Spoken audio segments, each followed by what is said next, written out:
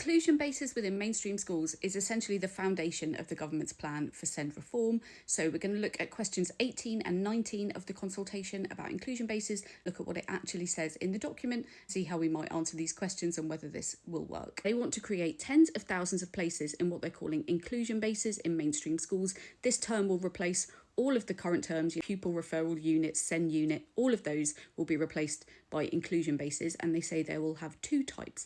Support bases, which are funded by schools or the Multi-Academy Trust.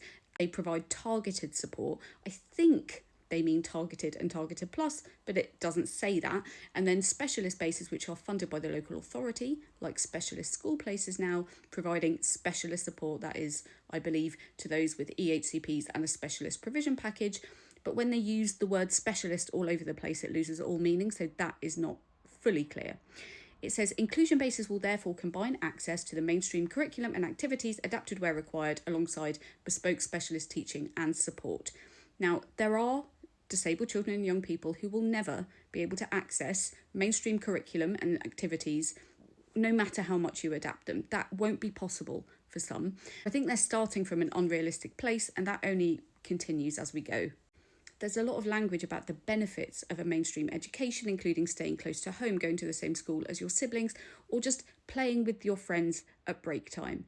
Again, that is not realistic for many children. I know my twins don't even interact with each other. They certainly don't have friends. They are not going to integrate into mainstream life in any way.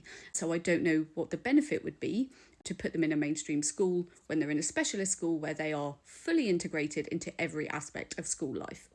And then we reach a massive contradiction. They talk a lot about how children should be able to stay local to home and avoid long journeys to specialist schools, and wouldn't that be wonderful if that were true? But it also says a few things that go against that. It says children can move between tiers flexibly, targeted plus specialist, up and down. But there are two types of base, and they say that bases will specialise as specialist schools do now. So unless children need limited support in a support base, going in for some interventions and then back into mainstream classes, it won't be the local school that your child is going to. If they need specialist provision and a specialist base, they will need to go to a school with a specialist base that specialises in their needs. Who knows where the nearest one would be? This is why we have children travelling a long way to specialist schools, because when your child has needs which are not common and specialist schools specialise, they have to focus that expertise in one place so that it covers a wide geographical area and make sure that all the children within that area have somewhere to go for their needs to be met. If you can move flexibly between the tiers, a school has either a support base or a specialist base, then you'll need to move schools to move between those tiers. That doesn't sound particularly flexible. So again, I think question 18 is the wrong question. They're asking how they can make sure that every area can meet the full range of the needs of children and young people through inclusion bases. And I don't think that's possible. Even if you could meet the needs of every child in an inclusion base, every area couldn't contain all of them for all of the needs, especially if these specialist bases do in fact specialise in a particular type of need. The nearest one to you for your child's needs could be very far away. So when they say area, do they mean your local area, your local authority, your county, your region? What are they talking about? That is unclear.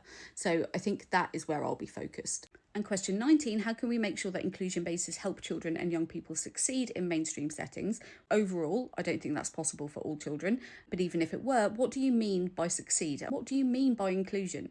Inclusion does not mean being physically present on a school site. It means being involved in school life. It means belonging there.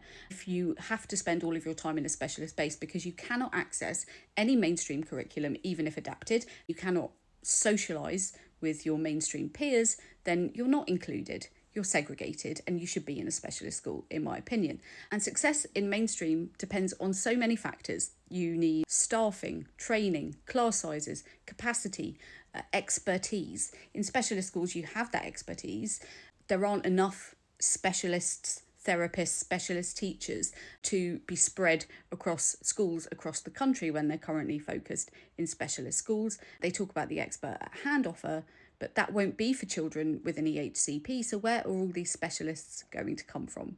Bases alone are not going to resolve this. So these plans may help some children, and that is fantastic. But there are serious questions about what this could lead to and what could be lost. The next video is actually on the experts at hand service, and there are massive concerns there too, so follow along for that. If you want all of the videos, there's a link in my bio to a YouTube playlist that has them all in order so you can work through it as you're going through the form.